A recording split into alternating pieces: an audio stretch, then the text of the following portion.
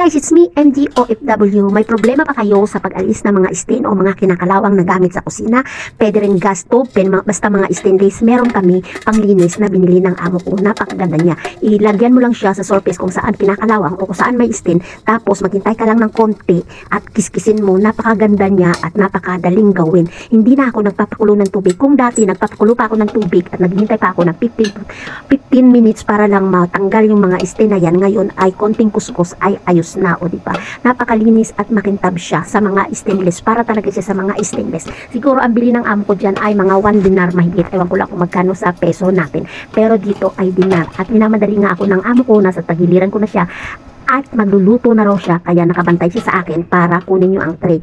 Kaya may sabon pa ay kinukuha na niya. Di ba ang ganda? Okay guys, bye bye.